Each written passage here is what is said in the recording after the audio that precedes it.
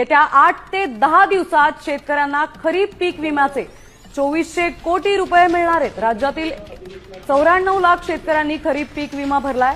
दुसरीकडे राज्यातील 94 लाख शेतकऱ्यांना एप्रिलमध्ये सन्मान निधीचे पैसे मिळण्याचीही शक्यता आहे। तर या योजनेअंतर्गत केंद्राकडून 1 आणि राज्य सरकारकडून 2 असे हप्ते प्रत्येकी 6000 रुपये मिळणार आहेत। खरीप 2025 मध्ये काही ठिकाणी या राज्यामध्ये खूप मोठा अवकाळी पाऊस झाला। अवकाळी अतिवृष्टी खूप मोठ्या प्रमाणामध्ये झाली। विविध ठिकाणी शेती पिकाचं तसेच फळबागा भाजीपाला पिके नुकसान मोठ्या प्रमाणामध्ये झाले होते। याशिवाय काही ठिकाणी शेतीतील मगाशी बऱ्याच सदस्यांनी सांगितलं माती वाहून गेली, माती खरडून गेली, इलेक्ट्रिक मोटार पंप असतील, पोल तारा वाहून गेल्या, घरात पाणी शिरलं, घरे पडली, गोटे व जनावरे रस्ते पुलांचे खूप मोठ्या प्रमाणामध्ये अतिवृष्टीमुळे अध्यक्ष मोदी राज्याचं नुकसान झालं।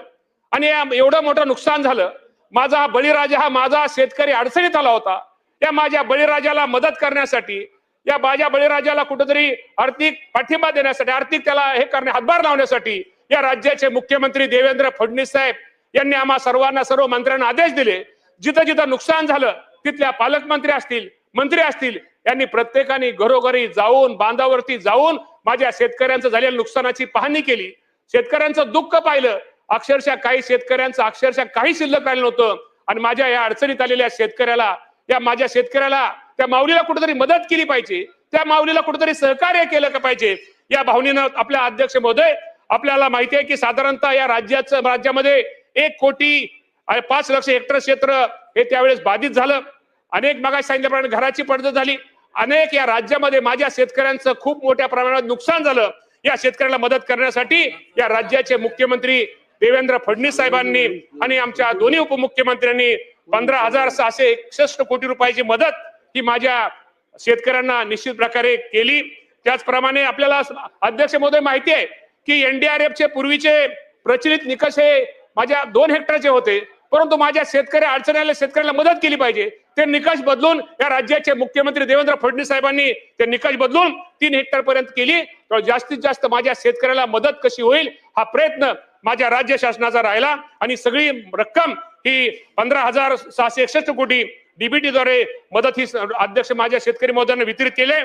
त्यामुळे सरकार हे शेतकऱ्यांच्या बाबतीमध्ये अध्यक्ष महोदय अत्यंत संवेदनशील आहे। त्याचप्रमाणे आता हे फेब्रुवारी 2026 मध्ये साधारणतः गेल्या महिन्यामध्ये अवकाळी पाऊस आणि गारपिटामुळे राज्यामध्ये पुन्हा एकदा खूप मोठं नुकसान झालेलं आहे। त्यामध्ये अनेक भागांचे पिकांचे व फळबागाचे नुकसान झाले असून प्राथमिक अहवालानुसार सुमारे 78,000 हेक्टर क्षेत्र बाधित झाले असून नुकसानीचे पंचनामे सुरू आहेत। सदर नुकसानीची मदत देखील शेतकऱ्यांना अध्यक्ष महोदय तातडीने देण्यात येईल। त्याचप्रमाणे अध्यक्ष महोदय आपल्या सर्वांना माहित आहे, खरं तर आपण सर्व सदस्यांना निमित्तानं सभागृहातल्या सगळ्या सदस्यांना सांगतो, कधी कधी आपल्याला आकडा कधी लक्षात येत नाही। या शासनाने, या राज्याचे मुख्यमंत्री, दोन्ही उपमुख्यमंत्र्यांनी कृषी पंपांना मोफत वीज योजना, मुख्यमंत्री बळीराजा मोफत वीज योजना माझ्या शेतकऱ्यांसाठी आणली। शेतकऱ्यांची खूप दिवसाची मागणी होती की आपल्याला माहिती आहे की शेतकऱ्यांचं वीज बिल जर थकलं तर तिथले अधिकारी तिथे जाऊन त्याचं विजेचं कनेक्शन तोडत होते।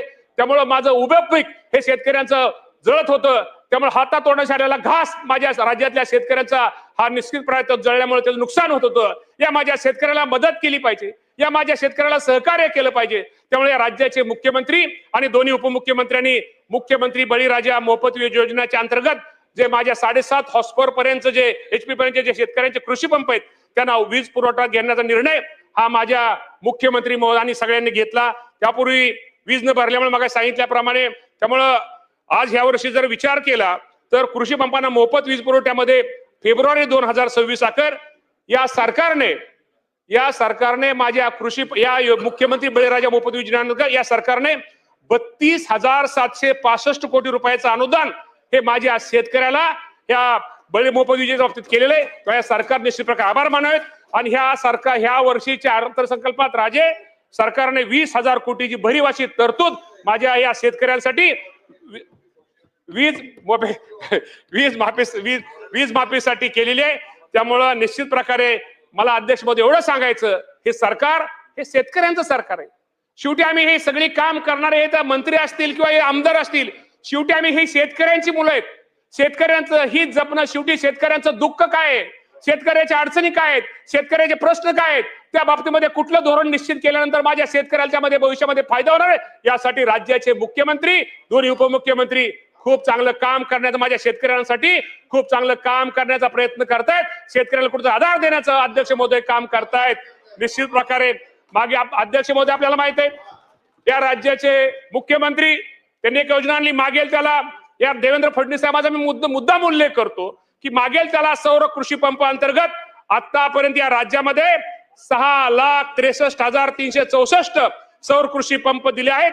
या योजनेची अंमलबजावणी महाराष्ट्र देशामध्ये पहिला नंबर या राज्याचा लागतोय, याचा निश्चित प्रकारे अध्यक्ष महोदय आपल्या सर्वांना अभिमान आहे. त्यामुळे महायुतीचं सरकार हे शेतकऱ्यांच्या पाठीशी ठामपणे आहे, हे मी आवर्जून उल्लेख करतो. अध्यक्ष महोदय, आपल्या सर्वांना माहित आहे की शेवटी शेतकऱ्यांसाठी अजून तुम्हाला माहिती की आपल्याला रस्त्याच्या बाबतीमध्ये शेतकऱ्याला किती अडचण येते. अनेक पावसाळ्यामध्ये शेतकऱ्याला शेतात जाताना किती अध्यक्ष महोदय त्रास होतो. आपल्याला शेतकऱ्यांनी कोणा रस्ता एखादी अडवला, एखादं उभं पीक जर असलं तर शेतकऱ्याला किती दिवस बाहेर काढताना त्रास होतो, त्याला आर्थिक किती मोठा फटका बसतो. यासाठी या राज्य सरकारने मुख्यमंत्री बळीराजा शेतपालन रस्ता योजना आणली आणि मी मुद्दामून या राज्याचे महसूल मंत्री मी बावनकुळे साहेबांचा उल्लेख करतो. यामध्ये बावनकुळे साहेबांनी यामध्ये खूप मोठा त्यांनी पुढाकार घेतला आणि माझ्या शेतकऱ्यांच्या शेतामध्ये कुठेतरी ही योजना मुख्यमंत्री बळीराजा शेतपालन रस्ता योजना आणली पाहिजे, यासाठी बावनकुळे साहेबांनी त्यामध्ये खूप घेतलं.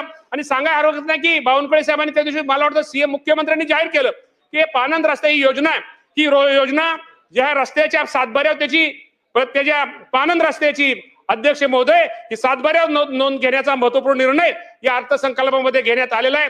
त्यामुळे शेतीसाठी रस्त्याच्या समस्येतून शेतकऱ्याला निश्चित प्रकारे भविष्यामध्ये सुटकारा मिळणार आहे. याबाबत पुन्हा एकदा मी मुख्यमंत्री आणि दोन्ही उपमुख्यमंत्र्यांचे जेवढे आभार मानतो तेवढ्या अध्यक्ष महोदय थोडे आपल्याला अध्यक्ष महोदय, खरं तर शेतकऱ्यांची खूप मोठी मागणी होती.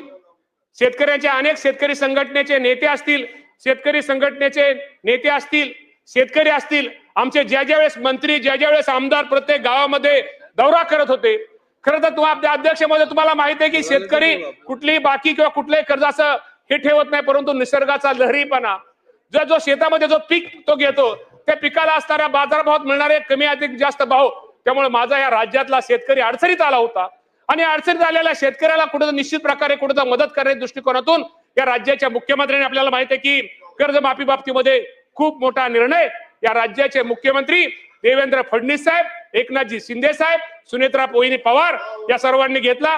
स्वर्गीय अजितदादा पवार साहेब पाठीमागे जे शेतकरी संघटनेत नेते होते त्या बैठकीला दादा होते आणि त्या नात्याला नाव पण त्यांनी दिले की पुण्यश्लोक अहिल्यादेवी होळकर शेतकरी कर्जमाफी योजना. हे खूप ऐतिहासिक मोठा निर्णय हा निश्चित प्रकारे माझ्या शेतकऱ्यासाठी या राज्य सरकारने घेतलेला आहे. साधारणतः 30 सप्टेंबर 2025 पर्यंत पीक कर्ज जे असले पीक कर्ज थकीत असणारे पात्र शेतकऱ्यांना रुपये 2 लाख रुपये, त्याचप्रमाणे कर्जाची नियमित फेड करणाऱ्या शेतकऱ्यांना प्रोत्साहनपर 50,000 रुपये लाभ देणार सरकारच्या माध्यमातून निर्णय घेतलेला आहे.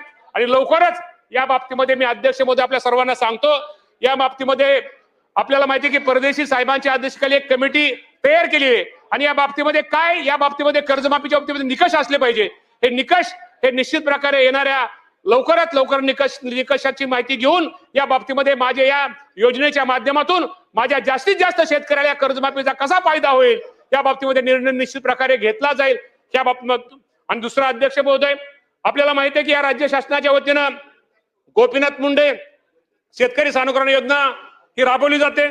अध्यक्ष महोदय, आपल्या सर्वांना माहिती आहे की शेतकरी कुटुंबांना अपघातामध्ये मदत करणारी ही योजना शेतकरी सानुग्रहण योजना अधिक गतिशील करून शेतकऱ्यांना लवकरात लवकर लाभ देण्याकरता ही योजना पूर्वी ऑफलाईन होती, त्यामुळे शेतकऱ्यांना खूप अडचणी यायच्या. एखाद्या घरामध्ये एखादा माणूस गेला, एखादा शेतकरी गेला तर त्या घरामध्ये दुःख असायचं आणि त्यानंतर ऑफलाईन असल्यामुळे त्याला त्या प्रक्रियेला थोडा उशीर लागायचा. तर ह्या वर्षी राज्य सरकारने एक निर्णय घेतला, शेतकऱ्याला ही प्रक्रिया आता इथून पुढे ही योजना ऑनलाईन पद्धतीनं करावण्याचा निर्णय हा घेण्यात आलेला आहे. योजना झाल्यापासून मागील 3 वर्षामध्ये या सरकारच्या माध्यमातून 375 कोटी रुपयाचं सानुग्रहण अनुदान हे अदा केलेले आहे. सन्मान्य सदस्यांनी वीज पडून मृत्यू पावलेल्या असू द्या, सर्पदंशाने मृत्यू पावलेल्या, तसेच वन्य प्राणी वाघाच्या हल्ल्यात मृत्यू झाल्यास अपघातग्रस्त शेतकऱ्यांना बाबतीमध्ये अपघात विमा मिळण्याबाबत मुद्दा उपस्थित केला आहे। सदर तिन्ही बाबीसाठी गोपीनाथ मुंडे शेतकरी अपघात विमा अनुदान योजनेतून 2 लाख इतके सानुग्रहण अनुदान आपण राज्य सरकारच्या माध्यमातून हे माझ्या शेतकरी बांधव यांच्या कुटुंबामध्ये दिले जातं। आपल्याला अध्यक्ष महोदय हे माहित आहे, शेतीमध्ये काम करताना शेतकरी इतका शेतमजूर पण खूप महत्वाचा घटक आहे। तो देखील एक आपत्ती व्यवस्थापन महत्वाचा घटक असल्यामुळं त्यामध्ये त्या शेतमजुराला पण त्याच्या कुटुंबाला सुद्धा अपघातात मदत करण्याच्या दृष्टिकोनातून त्या वर्षी अध्यक्ष महोदय राज्य सरकारने या राज्याचे मुख्यमंत्री देवेंद्र फडणवीस साहेब, एकनाथजी शिंदे साहेब, सुरेंद्रवहिनी पवार आणि मी विशेषतः आशिषजी जयस्वाल यांचं आमच्या राज्यामध्ये त्यांचं नाव का घेतो, या योजनेमध्ये त्यांनी खूप मोठा पुढाकार घेतला होता। त्या दृष्टिकोनातून या वर्षी सरकारने गोपीनाथ मुंडे शेतकरी अपघात सुरक्षा अनुदान योजनेतून यामध्ये शेतमजुरांचा पण समावेश अध्यक्ष महोदय यामध्ये समावेश केल्याचा क्रांतिकारी निर्णय या राज्य सरकारने घेतलेला आहे। चालू वर्षी या योजनेकरता 26-27 साठी 120 कोटी रुपयाची तरतूद अध्यक्ष महोदय करण्यात आलेली आहे।